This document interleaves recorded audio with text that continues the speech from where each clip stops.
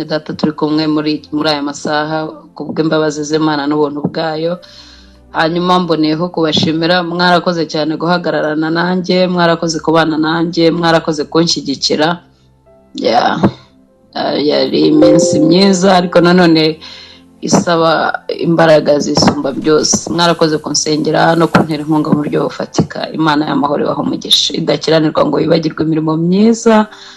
Nukuri ibampere umugisha ukomeye cyane. Muri make mfashe umwanya wo kubashima no gushima Imana nyir'ingabo no gushimira Imana nyir'ijuru. Abahabaye Imana ibaho umugisha, bansengeye, ababaye online, abanshyigikiye mu buryo bwose bushoboka. Yesu nabashyigikire namwe kandi Imana y'amahoro nikomeze kuduhana umugisha. Mwarakoze cyane, Imana ishimwe kandi Imana ihabwa icyubahiro. Amen. Amen, amen, amen. Amen. Hanyuma rero uyu munsi ntago ndi buvuge ibintu byinshi kwiga ku ijambo rivuga ngo umunyabwenge amenya ibihe. Ntago nzi impamvu nyine uyu munsi mwasirikije hano kuri uru rubuga hatambutse amagambo ameze kimwe, kuko nyine Imana si umuntu. Imana si umuntu, Imana ntibwirwa ibiri mu mitima y'abantu. Imana ntiyerekwa, irirebera. Rero kuba ibintu byavugwa guhera aho amateraniro yatangiriye kugeza asoje bivugwa n'abantu batandukanye ntago bitangaje, kuko Imana si umuntu. Imana ishimwe cyane. Umunyabwenge amenya ibihe. Rero reka turebe muri Matayo, ni igice cya 25 turareba guhera ku murongo wa mbere kugeza kwa 13, ariko ngenda basomera wa 13, hanyuma iyindi muraza kuyisomera. Ni umugani w'abakobwa 10. Impamvu ntaho usomye nuko ari amagambo tuzi cyane, harimo 5 b'abapfapfa na 5 b'abanyabwenge. Ikindi murazajya mwumva urusaku rurimo ndi mwishansiyemo turubaka, bishobora kuzajya bibageraho, muze kwihangana nuko bimeze. Umugani w'abakobwa 10 rero harimo 5 b'abapfapfa abandi ari abanyabwenge. Ku murongo wa 13 aravuga ngo nuko mube maso kuko mutazi umunsi cyangwa igihe. Hanyuma tujye muri rwandiko rwa mbere rwa Petero igice cya 4 umurongo wa 7. Harabanga iherezo rya byose riri bugufi. Rwandiko rwa mbere rwa Petero igice cya 4 umurongo wa 7.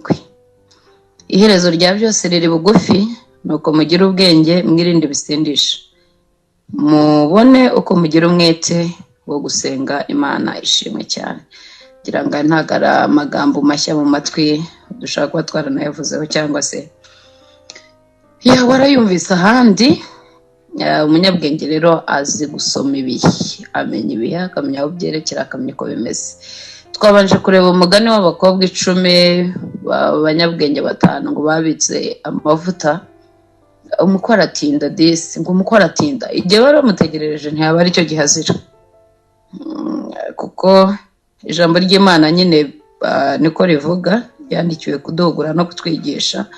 Ntabwo Yesu yaraciye umugani gusa, yaragize ngo tumenye icyo ugiye kuvuga. Nijye usoma Bibiliya ujye uvuga ngo ni igiki cyari ku mutima w'Imana iri jambo ryandikwa, hanyuma ukomeze usome cyangwa ukomeze uritekereze. Ubundi Yesu yandikisha ashima guca uyu mugani ni igiki cyari ku mutima we, kugira ngo awusige mu myaka 2000 isaga. Uyu munsi wa none tuzabe turi kusoma ni igiki cyari ku mutima wa Yesu, ni igiki cyari ku mutima w'Imana, kuko yawuciraga abo bari kumwe, ariko uyu munsi ntago bahari, nta nubwo ari nawe uri kuwuca, nuko yawusize. Rero ngo abakobwa bategereje umukwe baramutegereza koko, hanyuma aratinda barasinzira. Ariko basinzira bamwe bafite amavuta, abandi bafite imperezo zirimo ubusa. Umukwe aratinda, habaho guhunikira, habaho gusinzira. Iyo urebye muri iyi minsi nyine ubona hari ibintu bisa naho bigenda buhoro. Petero nako mu gihe cya Yohana arimo avuga ubutumwa bwe mu myaka igera ku ihagana muri 90 nyuma y'uko Yesu asubira mu ijuru, indamukanyo yari Maranatha, Yesu araje. Na Pawulo mu nzandiko ze nyinshi yajya avuga tuzazamurwa benshi behe, ntago yatekerezaga ko hashira imyaka ingana gutya, yumvaga ko Yesu ari hafi. Maranatha, Yesu araje, shalom, nizo ndamukanyo. Donc unsuhuze Maranatha, unyibutse ko Yesu aje. Niyo yari gahunda yo muri 90 nyuma y'uko Yesu asubira mu ijuru. Umugabo asuhuza umugore Maranatha, umwana asuhuza umubyeyi Maranatha, niduhurira mu isoko nsuhuza Maranatha. Hari itorero ribikunda cyane kubivuga, sinzi nimba ari impamvu z'uko baryiteguye cyane cyangwa se ari indamukanyo zabo, ariko icyo gihe byari n'ikintu cyo kubwira umuntu ngo Maranatha, donc Yesu araje. Maranatha, Yesu araje. Umuntu akubwiye ngo Maranatha biba bivuze ngo ye, donc ubugukangura ubwonko atari kuzi ko Yesu aje koko. Hari indirimbo ntangije kandi na bene data bayoboye Imana baho umugisha, wagira ngo twabanye mu cyumba kimwe. Batangije indirimbo ivuga ngo murinzi wemenyesha igihe, n'uwavuze ubutumwa minsi yashize umunyara yikomyeho, mbese imuhe naha hafi cyangwa ni kure cyane. Hanyuma abaza n'umurwanyi, yabajije umurinzi abaza n'umurwanyi, arangije abaza ibyaremwe byose, abaza uri mu ntambara y'amazi, urabona urugamba rumeze rutati, komera rero burya rugiye no kurangira. Hanyuma abaza ibyaremwe byose bimusubiza byose, bityo Imana ishimwe cyane. Rero igihe cyabo babwiranaga ngo Yesu araje, bituma bikangura baca ubwenge. Ikintu cyiza umuntu mubana yakubwira no kukubwira Maranatha. Mu by'ukuri hari ukuntu nyine dutinda tuvuga uko isi imeze n'uko ihagaze, n'imibereho n'imitekerereze n'imyumvire n'imigendere n'imyambarire n'imisokoreze. Hari amagambo mperutse gusoma mpindura uburyo bwo kubaho. Ntago ari ryo rya mbere nari nyasomye, ariko yahinduye icyerekezo cy'ubuzima bwanjye. Amagambo avuga ngo ntimukiganyire. Natekereje cyari ku mutima wa Yesu abwira intumwa ze ngo ntimukiganyire mwibaza uko ejo muzaba mumeze, ngo mbese umubiri nturuta imyambaro, hanyuma ibiryo nako ubugingo ntiburuta ibiryo. Ndavuga wawe, nimba Imana ishobora kumpa umubiri muzima, nimba umubiri ari icy'igiciro kuri njyewe, ntago yanyima imyenda yo kuwambika. Nimba ubugingo ku Mana ari igiciro gikomeye, ntago yakwima ibiryo byo kubugaburira. Bivuga ngo rero umubiri uruta imyenda kure, kandi ubugingo buruta ibiryo kure. Hanyuma mpita mpindura uko nabonaga ibintu, ndavuga ati ubu ngubu rero ngiye kubaho mu buzima abubwira Imana. Yigeze Yesu bamusabye ati twigishe gusenga, arangije aravuga ngo mujye musenga murya. Rya sengesho ni isengesho Yesu yigishije abigishwa be, ntago ari we warisenze, yari harimo aribigisha. Aravuga ngo musenge gutya, harahagera akabanga ifunguro ridutunze uriduye none. Nukubabwira ngo nsize mbamenyesheje ko Imana ari provide. Imana donc ni Imana itanga ibintu bikwiriye. Ibyo bisubiza mu Bayisiraheli yari yarababuje gutunga amastoke. Na ibi mbivuze atari ukubabuza gusevinga cyangwa gutunga stoke, ahubwo twiyoroshye mu mutima. Tubeho ubuzima bushima Imana. Mu gitondo ubyutse ubwira Imana ati wow, ndagushimiye ko mbyutse. Niyo waba ufite stoke mu nzu, ubwira Imana ngo ngushimiye ko ngaburiye uyu munsi, ngushimiye ko nyambitse none. Kuko umubiri uruta ibiryo, nakuruta imyenda, ubugingo bukaruta ibiryo. Avuga ngo ntimubyiganyire, ngo n'abapagani niko babigenza. Ngo mbese Imana yo mu ijuru igishwi kidashobora gupfa ireba, umusatsi ukaba utava ku mutwe wawe niyo kaba kamwireba, itabitangiye uburenganzira, yabura ite kugirira neza abantu bayo. Rero nahise numva mpinduye uko mbona ibintu, uravuga okay, ifunguro rintunze rimpe none. Birashoboka yuko mu gitondo nshobora kubyuka nta n'amafaranga mfite, cyangwa nshobora kubyuka hari besoin nyinshi nabuze, ariko it's okay. Mbwira Imana ngo Mana, nkuko wafashaga basogokuruza, niko natwe uzadufasha mu minsi iri imbere, niko natwe uzadufasha none, niko natwe uzagendana natwe. Imana itarashimye gutanga amanu za stoke, birashoboka ko nawe ishobora kunyura iwawe nta stoke zihari. birashoboka ko ishobora kukurengera wabuze uko bigenza, birashoboka ko nawe yagutabara, birashoboka ko nawe yakurengera wabuze uko bigenza. So rero iyi Mana yacu ni provider, donc ni Imana iprovidinga mu gitondo saa sita na nimugoroba bitewe na needs zihari, bitewe n'ibikeneye. Mu yandi magambo, ibikenerwa byacu byose biri mu gihugu cyo mu ijuru, biri mu kuboko kwishobora byose. Rero Bibiliya ikatubwira ngo mbese ukuboko kwanjye kwarahize n'ugutwi kwanjye kwarapfuye. Ibi ndaza kubigarukaho dusubiye ku magambo twasomye, kuko biri muri bimwe bitumye Petero yaravuze ngo mwirinde ibisindisha, mubone uko mugira umwete wo gusenga. Hanyuma rero Yesu arimo avuga iby'umugani w'abakobwa 10, yarababwiye ati bamwe bari abapfapfa abandi ari abanyabwenge. Reka mbabwire, ntago abakobwa b'abapfapfa babura mu bakobwa, ntago abakobwa b'abanyabwenge babura mu bakobwa. Mu yandi magambo, ntago abantu bose ubona basenga cyangwa bari mu isi baburamo abapfapfa cyangwa se ngo baburemo abanyabwenge. Barahari, harimo abagabo b'abanyabwenge, harimo n'abagabo b'abapfapfa, harimo abagore b'abanyabwenge, harimo abagore b'abapfapfa, harimo urubyiruko rw'urunyabwenge, harimo n'urubyiruko rw'urupfapfa, harimo abashumba abapasiteri b'abanyabwenge, harimo n'abapfapfa, harimo ababishopu b'abanyabwenge, harimo n'ababishopu b'abapfapfa.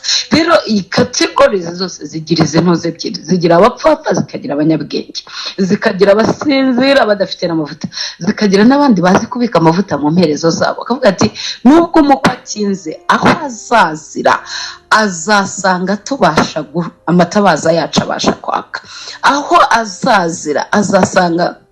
Hari mwene data umaze gushima Imana, sincere speaking, kuvuga ngo umuntu yampanuriye kubera ko twagiye tubonamo abakobwa b'abapfapfa mu bahanuzi, tukabonamo abasore abagabo b'abapfapfa, tukabonamo nyine twagiye dutakariza icyizere ubuhanuzi. Rero kandi ntago byabura, nkunda kubwira abantu ngo hari pirate, hari original. Imana ishimwe cyane, ntushobora kuzabona pirate idafite original. Baba bayipirase bayikuye kuki? Ntiwabona ubuhanuzi budafite bwa pirate budafite original. No kuvuga ngo hari impano z'Imana ziri original, hari n'izindi satani ya pirasi. Bibiliya iravuga muri Matayo, iravuga ngo nimba bishoboka muri icyo gihe nyine iki turimo tuvuga ngo umunyabwenge amenye igihe, ngo nimba bishoboka icyo gihe satani azakora miracles bigeze n'igihe ayobye intore z'umwami, ayobye abana b'Imana. Rero nimba ageze aho ayobye abana b'Imana, bisaba ko umunyabwenge amenye igihe. Akavuga ngo ubu turiheye, ku mugani w'iyo ndirimbo ngo ubu turi ku iherezo ryo muri ubu butayu, turimo turasiganwa kuzagera muri gakondo. Paul yaravuze ngo nubwo imibiri yacu isaza, ariko imbere irushaho kuba myiza, imbere irushaho kuba mishya. Turasiganwa ariko ntitumeze nk'abirukira ubusa, turaterana ibipfunsi ntiduhushe. Nuko rero mube maso, kuko mutazi umunsi cyangwa igihe Yesu umwami azagarukira. Azaza nk'umujura, azaza tunguranye, azaza mu gitondo, azaza saa sita, azaza nimugoroba. Mu gihe cya Nowa bararyaga baranywaga, bavandi bari barimo bashakisha. Nowa yarabirebye aravuga tumva iyi si baye mbi. Imana ibyitegereje avuga ati cyaremwe kingeza ahantu. Ab'icyo gihe ku bwa Nowa bari badamaraye, hari abatinganyi, hari abasambanyi, hari abajura, hari abatekamitwe, hari abikoro, hari abicanyi, abana bica ababyeyi bica abana, bararongoraga, bari banezerewe, barya banywa baguwe neza. Icyo gihe nacyo cyari kimeze nk'iki ngiki turimo. Bari bagwije ibyaha ku rwego rw'indengakamere, kugeza igihe Imana ivuga ngo nicujije icyatumye ndema umuntu. Hanyuma rero ngo icyo gihe batungurwa nuko bumvise Nowa babwira ati nyamara hazagwa imvura, nyamara hazagwa imvura, nyamara hazagwa imvura. Muvandimwe, buri munsi irijwi ni nyamara Yesu azaza, nyamara Yesu azaza, nyamara Yesu azaza. Iyo tubyoroheje turavuga ngo ariko niyo tanaza wanapfa. Sina ngombwa kubyoroshya. Yesu azaza, Yesu azaza, nta kizamutangira. Umuririmbyi niwe wabibonye neza, aravuga ngo nk'uko yabisezeranye natwe azaza, ntago azatinda. Rero Nowa yarabaririmbiye iyi ndirimbo yo kuza k'umwuzure, biranga neza. Abapfu ntiwababura. Bamwe bakaza bavuga ati buriya baramubwira ati ariko urashaje, yubatse inkuge imyaka 120.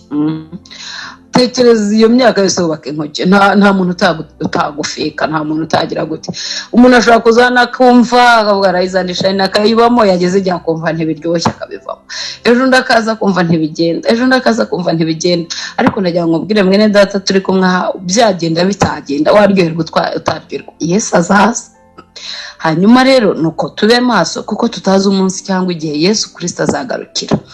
Nunapfa uzabujyanye ubuzima bwawe, ariko no hahandi azahagarara ku bicu, abamarayika bazavuza impanda, azahagarara ku bicu. Bibiliya iravuga ngo n'abamucumise bazamubona, amoko yose azamuborogera, indimi zose zizamuvuga, hanyuma n'amavi yose azamupfukamira. Yesu nashimwe cyane. Petero rero harimo avuga kuri iki kintu cy'ibihe, yaravuze ngo nuko mube maso, cyangwa se nuko mube maso kugira ngo mugire umwirinde ibisindisha, mugire umwete wo gusenga. Reka mbabwire gato kubisindisha bagenzi.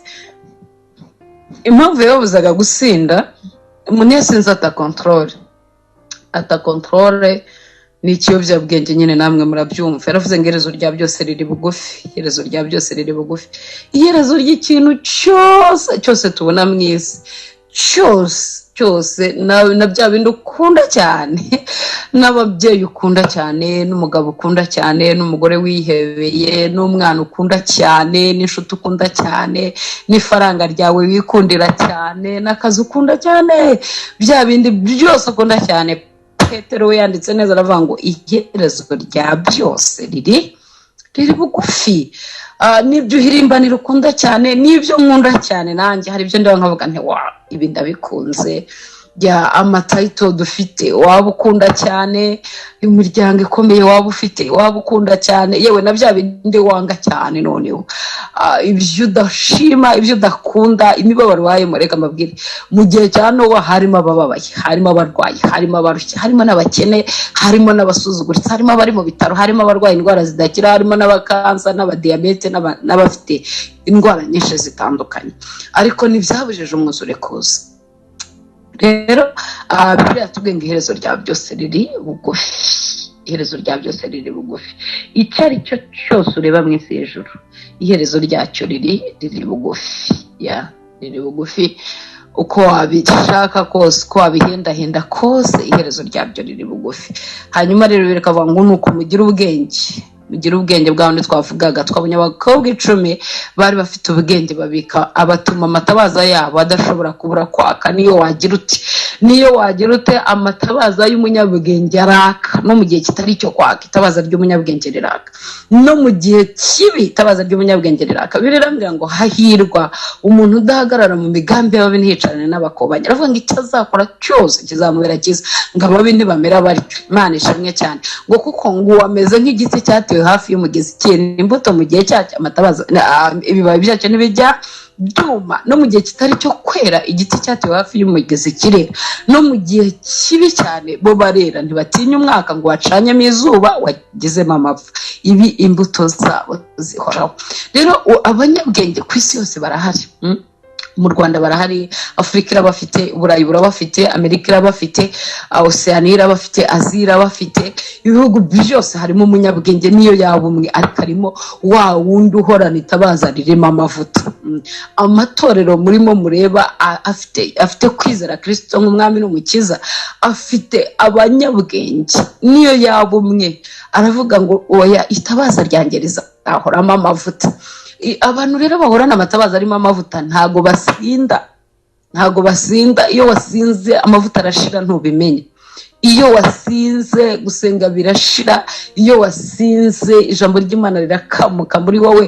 Iyo wasinze uhagararana n'abakobanyi. Iyo wasinze wicarana n'abaneguranyi. Iyo wasinze urasambana bikemera kuko wataye ubwenge. Iyo wasinze uriba bigakunda. Iyo wasinze urataka ni kuri sikoroka bikavamo. Iyo wasinze kubeshya n'ibintu bitinya. Iyo wasinze icyaha cyose kirakubonerana kuko waruzinze control. Ntabwo ugifite control y'ubuzima bwawe. Rero ariko ndagira ngo mbatangarize ko abanyabwenge bahari n'abapfapfa bakaba bahari, barabisikana bombi, banyuranamo muri iyi si. Ntubareba ngo bamenye. Cyokoze Yesu yaravuze ngo tuzabarebera ku mbuto zabo.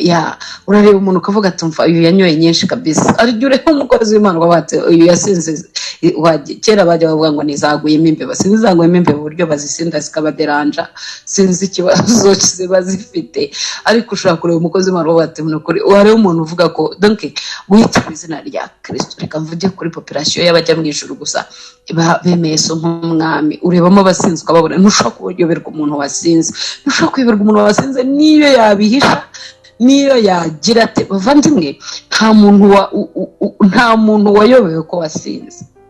Wenda barakwihorera cyangwa baranyihorera ntibambwire, ariko ubusinzi bwanjye bugaragarira abantu bose, ubusinzi bwawe bugaragarira abantu bose. Ibi ndimo mvuga nizere ko murimo munyumva, kubera yuko ubusinzi ndi kuvuga buri spirituel n'ubusinzi bwo mu mwuka.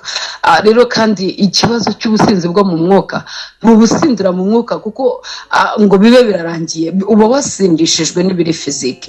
Umuhanga umwe yaravuze ngo Mana umpe kurinda amarembo y'ubuzima. Amarembo y'ubuzima ni ayahe? Ni amaso, ibyo ndeba umpe kubirinda kugira ngo bitabura umugi kuri njyewe. Hari abantu benshi basinze byo nyine kubona abakobwa biyambariye ubusa, kandi isi izagira abapfafa abakobwa bambara ubusa ntibazabura kubona umugore anyuzeho yambaye ubusa. Umugabo mwegeze kuvuga ngo ntiwabuza abakobwa kwambara ubusa cyangwa kunyura bambaye ubusa, ngo ahubwo ikibazo umwuka kubaza ni iki? Ese urashaka gusambana? Nimba udashaka gusambana reka abakobwa bitambukira.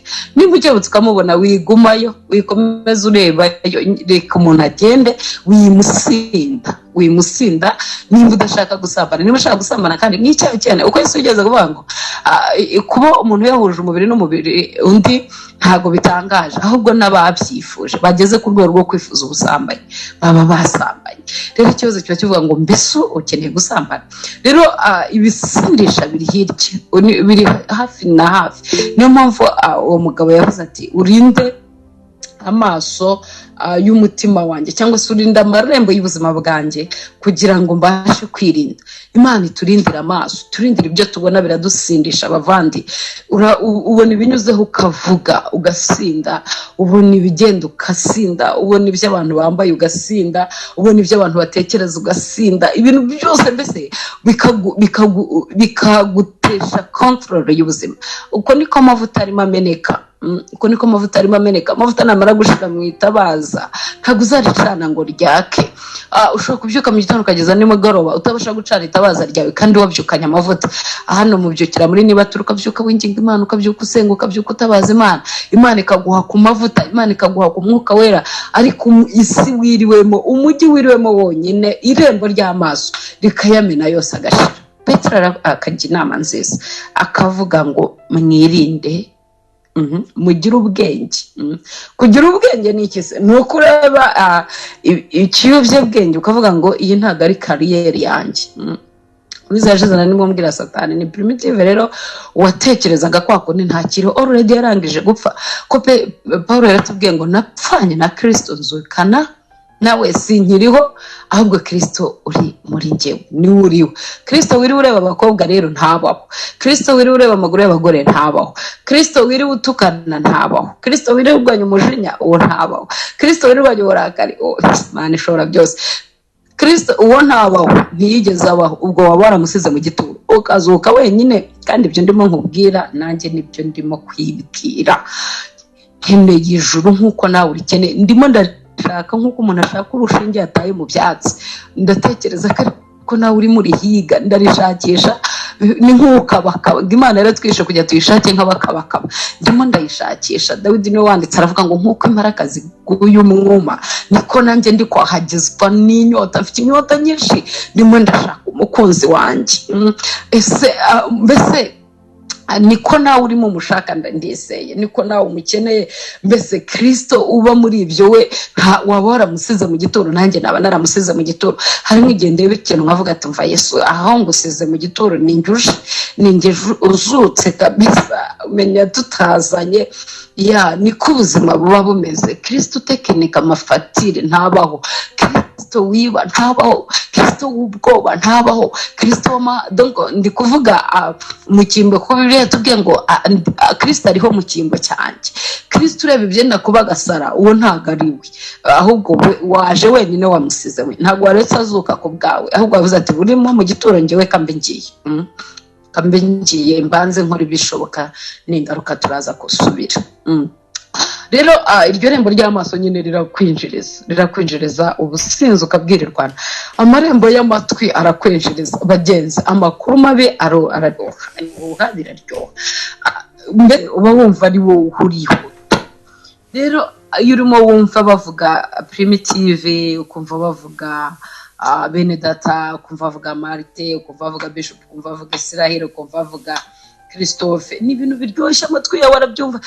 Ngo yakoze iki? Hariya byagenze biratangaje kubona umuntu agura ikarita agahamagarira undi kumubwira amakuru ya Bibiliya ikatubwira ngo umuntu ushyushye inkuru y'umuturanyi we ntashobora guhagarara ku musozi wera w'Uwiteka.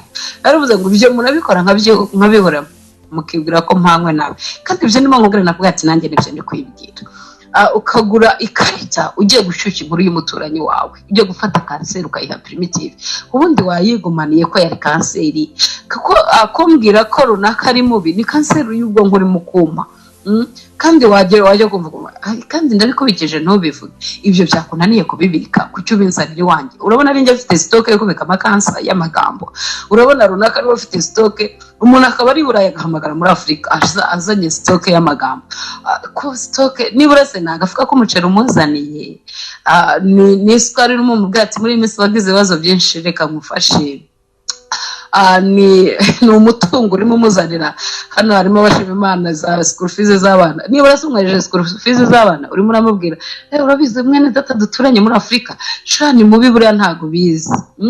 Rero ugafata ryarembo ry'amatwi ukarihereza igisindisha. N'abantu ndimo kubwiriza ugasanga wamaze gusinda ko ndi mubi, kandi wabihawe na runaka yaguhaye umutungo mubi, yarangiza kandi ntuzabimubwire nibimenya rwose zawarangiriye nabi. No bene biragoye. Petero yaravuze ngo mwirinde ibisindisha. Ibyo byakunaniye kubibika rero ntukabibitse Israel. Ntabwo ari ufite stock yo kubika umwanda, ntabwo ari ufite stock yo kubika rubbish, umwanda, ibintu bibi cyane. Oya, byigumanire. Nimba ndi mubi wabibonye nakugiriye nabi, twashwanye nsengera, urajya mu ijuru ndajya mu ijuru, wisiga mu isi muvandi, mfata ukuboko nzamura nkurayo, winsebya winanga, wimbwira rubanda, wimbwira inshuti, wimbwira abavandimwe, wituma ibyotsi bimeze nk'imodoka zinywa amazutu bigenda bitumuka mu kirere. Mfasha nanjye ngufashe, kuko ni Satani ndi inyuma, munyirukanire nanjye yarananiye. Iyo aza kunkundira akagenda simba meze uko nguko, winyongereraho undi musatani rero w'amagambo. So nari ndimo mvuga ko nabyo bisindisha. Irembo ry'amatwi naryo rirasindisha nabi, ugasa n'uwanyoye urumogi. Hanyuma irembo ry'umunwa ryo ntago ndi buritindeho Mana yanjye. Yakobo yaravuze ngo ururimi nirwo dushimisha Imana, nukaba ari narwo tuyitukisha. Byose nta kibazo turabikora pe, nuko duteye niyo kamere y'umuntu. Ariko muri Kristo Yesu Paulo yaravuze ngo itegeko ry'umwuka w'ubugingo rigomba kwica itegeko ry'icyaha ridukoreramo. Itegeko rya kamere rigapfa kugira ngo tuzukire ubugingo buhoraho. Rero ururimi rurivugira, ururimi nirwo rudasaba gutega indege, ururimi mbese bararworoheje, baruhaye online business. Ururimi rurirukanka rurasenya, ururimi ruhagarara muri Afrika rugasenya Burayi, rugahagarara Burayi rugasenya muri Afrika, rugahagarara muri Amerika rugasenya Burayi, rugahagarara muri Oceania rugasenya muri Aziya. Donc ururimi, ayo marembo rero y'ururimi nayo asa na drogue, asa n'igisindisha. Narindi musobanura ibintu byinshi bitandukanye n'ibindi ntiriwe mvuga. Murabyumva cyane. Imana y'amahoro nidufashe. Icyo nkubwiye cyo nicyo Bibiliya ivuga, nanjye nicyo ndimo nibwira. Iherezo rya byose riri bugufi, iherezo rya byose riri bugufi. Nubwo uyu munsi waba ubona ibintu bigenda neza, ariko ukwiriye kuba maso. Nanjye nkwiriye kuba maso. Nuko mugira ubwenge, mwirinde ibisindisha, mubone uko mugira umwete wo gusenga. Iyo umaze gusinda ntubona umwanya wo gusenga, ntubona mbese ntago buri muri modo, nta bwenge uba ufite. Hasenga abanyabwenge, hasenga abagifite ubwenge, batabaye kroniko ya drogue, batamaze kugira ibisindisha byinshi. Nubona umuntu arimo yinikiza asenga, ujye uvuga ngo menya wanyoye nkeya wowe ugukibasha gusenga. Iyo wamaze gusinda neza, Bibiliya yaravuze ngo muzasenge kugira ngo mutagwa ivutu n'ibisindisha by'isi. Uyu mibabaro rero ngo ibibazo tugenda tunyuramo nivu ushobora kubisinda ukagura ivuto ry'ubusinzi bwabyo. Umunyabwenge rero amenya igihe ate, ndimo ndegera umusozo, amenya igihe cyo gusenga, amenya igihe cyo gusenga, amenya igihe cyo gufunga irembo ry'umunwa, amenya igihe cyo gufunga irembo ry'amaso, amenya igihe cyo gufunga irembo ry'amatwi, amenya igihe cyo gufunga irembo ry'umubiri, kuko touch nayo ni irindi rembo, amenya igihe cyo gukontorora ibyo abona, amenya igihe cyo gukontorora ibyo yumva, amenya byose kugira ngo abone agire umwete wo gusenga Imana. Hanyuma uwo nguwo rero itabaza rye rihoramo amavuta. Nababwiye ngo dufite, hari abanyabwenge, hari abapfapfa. Uyu munsi harya ubu ndi umupfapfa ndi umunyabwenge, harya ubu uri umupfapfa uri umunyabwenge, harya ubu uri umusinzi cyangwa warasindutse cyangwa se ufitemo gakeya. Ubusinzi ntabwo bungana. Baherutse gufata abantu batwaye imodoka basinze, barabwira ati ko mwasinze, ati twanyoye ka energy. Rero umuyobozi wa polisi arabwira ati twebwe ntidupima energy, dupima igipimo cya alcohol. Nushaka kuba nyweye energy, ibyo ntabwo, it's not our business. Rero murabaze ko wasinze, ati ni ka energy nanyoye. No mu mwuka bibamo, umuntu ntashake kurekura ikiyobyabwenge kiyo akayita energy. Kavuga ati nabise tubigire dute, nikisiteye niko nyamara birimo biragusindisha. Ati it's okay, niko ubuzima buhagaze. Nyamara urimo urapfa, urimo urasinda, amavuta marameneka, amavuta arashira, ejo itabaza raba ryanze kwaka. Ariko nibwo buzima. Ariko rero Yesu ntagapima ibyo, izo defense zose uri gutanga na excuse urimo uvuga. Yesu apima ingano ya alcohol kurimo. Mu yandi magambo, ibyo byakwiciye ubuzima, ibyo byaha byakwinjiriye. Umwami Yesu rero atugirire neza. Umunyabwenge amenya ibihe, akamenya kubikontorora, akamenya kubika amavuta ye, akamenya kuyarinda, akamenya kuyatunganya. Umukwa aratinda, ako mugafate. Waba warasenze ngo Imana iguhe umugabo, ukabona umukwe aratinze. Waba warasenze ngo Imana igusubirize cya cyifuzo cy'ubushomeri, ukabona umukwe aratinze. Waba warasenze ngo Imana igutabare mu rugo, ukabona umukwe aratinze.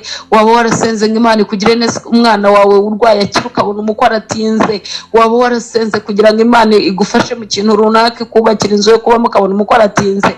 Waba warasenze ngo Imana isubize ibyifuzo bitandukanye, ukabona umukwe aratinze. Hajya habaho gutinda. Hanyuma ari umunyabwenge ari umupfapfa bikabageragereza rimwe. Bibageragereza rimwe. Uko gutinda k'umukwe bombi bibageragereza rimwe. Ngo habaye guhunikira, bombi bibageragereza rimwe. Kubura akazi bibageragereza rimwe. Kubura urubyaro bibageragereza rimwe. Ari abapfapfa, ari abanyabwenge. Iyo hanyuzeho umuyaga utandukanye, bombi bibageragereza rimwe. Ariko umunyabwenge abarimo abafite amavuta mu mperezo. Yesu nashimwe cyane. Abafite amavuta mu mperezo, igihe kwakomangi aravuga ati mva nubwo nyuze mu bihe bibi. Muririmbyi n'abarembye ngo tunyura mu misozi, tunyura mu mataba, hose ni kwabisha umutima. Aravuga ati nyansaba Uwiteka kugira ngo amfashe, ariko nawe ntatinda, ajya banguka kungira neza. Ibyago by'umukiranutsi ni byinshi, ariko Uwiteka mutabara muri byose. Rero tuzanyura mu bituma umukwe atinda, uzabibona cyane. Njye nibaza impamvu Imana iza saa 9 z'ijoro buri gucya, kandi hari ijoro ryatangiye nimugorobara, ariko ukajya kubona ukabona igenze buhoro. Dawidi we yuzuye umwuka aravuga ngo ntarababazwa, narayobaga. Iyo Imana itakubabaje, itagutyaje, itagushepinze, Imana, hari umukozi w'Imana uherutse kuvuga ngo Imana ntifata abakristo nk'utera ibihumyo uyu munsi ngo buke byeze, oya, nutinda kugisarura ngo kibore. Reka Imana ni shaping, iragushyira ku murongo, ikagushyira ku murongo. Iyo utarababazwa urayoba, ibyo ni ihame. Ariko Imana imaze kugucisha mu ruganda rw'umubabaro, cyangwa ifite ukuntu idukuza, ikoresheje imibabaro, ikoresheje ijambo, ikoresheje umwuka wera, ikoresheje abana na sosiyete n'ibindi, Imana igushyira kuri gahunda ku buryo utongera kujagarara no kuyobagurika. Yesu rero naduha umugisha ubwo tuzarangiza imirimo yacu ku isi. Umunyabwenge icyo akwiriye kumenya ni ukumenya ngo iherezo rya byose riri bugufi. Muvandimwe, baho umunsi we kubaho iminsi. Nanjye nijye kubaho umunsi. Ujye ubaho umunsi. Iyo ubayeho umunsi bigusaba kubaho iminota. Wagera ku kigero cyo kubaho iminota bikagusaba kubaho amasegonda, ubwo ukabasha gukontorora amarembo y'ubuzima bwawe. Nimba wize kubaho umunsi munsi ukavuga ngo uyu munsi ni kuwa gatandatu, guhera mu gitondo ndi kubana n'Imana gute? Hari igihe umuntu ananirwa kumenya nimba ari kuvugana nawe cyangwa uri kuvugana n'Imana. Icyo ni ikigero ubugezeho uvuga ngo ndi kubaha amasegonda, ariko basi kubaho umunsi, kuko ntuzi nimba abwira, ntuzi nimba buri buki. Icyo nicyo bita kubaho umunsi rero. Uwo niwe munyabwenge. Yesu yaza uyu munsi, yaza mu kanya gato dutandukanye, yaza ejo nimugoroba, yaza nijoro. Iyo ubaha umunsi asanga itabaza ryaka, ariko iyo ubaha imyaka ugira icyo ukikorera ibyaha ntumenye ko wanabikoze. Imana nidushyigikire. Umunyabwenge abaho umunsi, ntago abaho iminsi. Nimba iyo filosofi muyumvise, umunyabwenge abaho umunsi akageza ku gihe cyo kubaho iminota.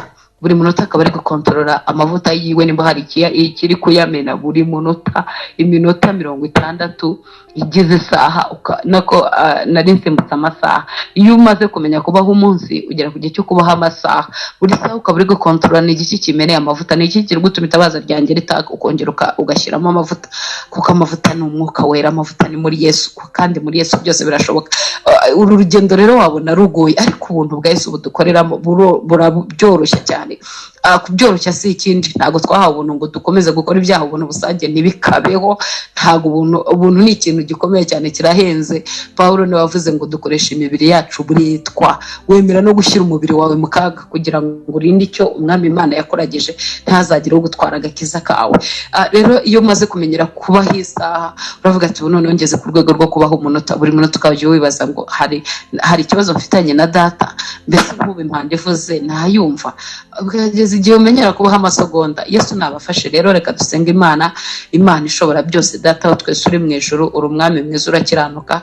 Twanezezwa no kubona twese duhindutse abanyabwenge bamenye ibihe, tukanezezwa no kumenya neza yuko iherezo rya byose riri bugufi, tukanezezwa no kumenya neza yuko amatabaza yacu agomba guhora yaka, tukanezezwa no kumenya neza yuko dukwiriye gufunga amarembo yose y'ubuzima kugira ngo umwanzi atabona aho yinjirira azanye ibisindisha tugasinda tukareka gusenga. Twanezezwa no kugira umwete wo gusenga ndetse no kuba maso. Urakoze rero, mbisabiye abantu bose bari kuri uru rubuga mu izina rya Data twese n'iry'Umwana n'iry'Umwuka wera.